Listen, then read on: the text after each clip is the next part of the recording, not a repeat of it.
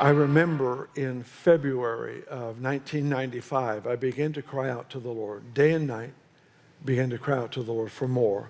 And my prayer was, God, I want more at any cost. I'll pay any price. And I prayed it day and night. In fact, it became such an expression of my heart.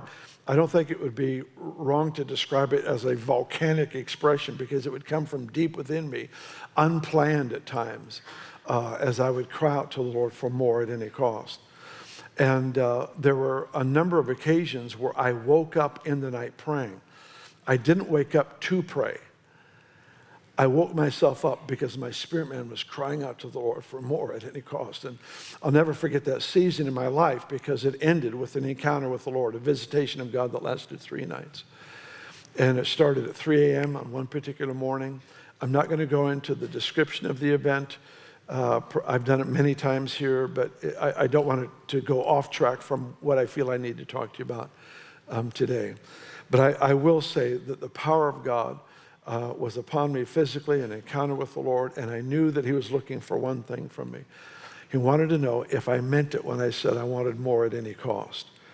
And what he did is I had no control of my limbs. The power of God upon me was so strong that there was no question who it was. It was not pleasant, but it was glorious, if that makes sense. The Lord was looking to see if I meant it when I said I'll pay any price for more.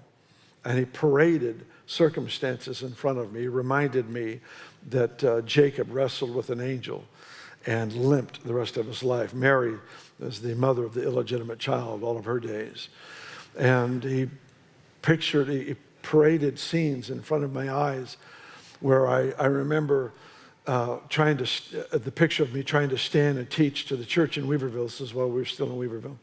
I was trying to minister, teach from the Word, and realize I have no control over my limbs. I look like I should be locked up somewhere.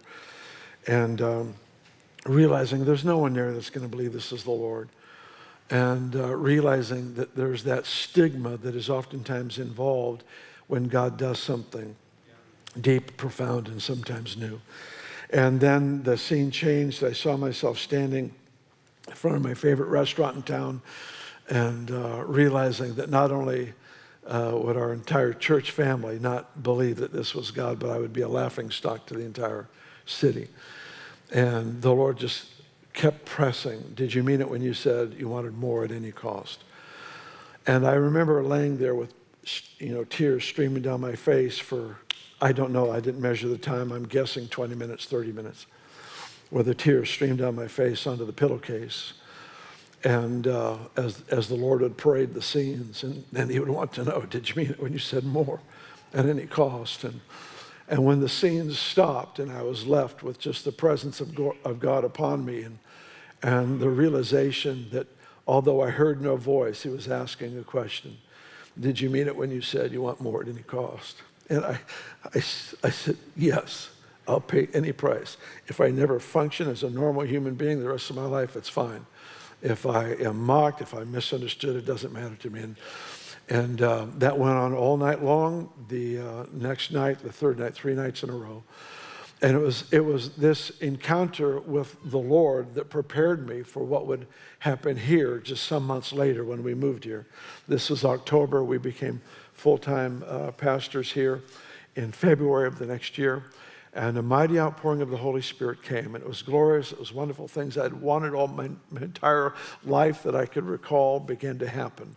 And yet 1,000 people over the course of a number of months just got up and left. And it would have been devastating had I not first had that encounter where I laid down my right to ever be successful, to ever be respected, to ever be recognized as having dignity. All those things literally died over 3 nights. They just died. And so when I came, man, I was given something so precious. I felt like the luckiest guy on the planet that I could be involved in an outpouring of the Holy Spirit, and the fact that it backfired in a sense of support and favor and those kinds of things didn't matter at all, not one bit. And we just we just felt like the most blessed people on the planet.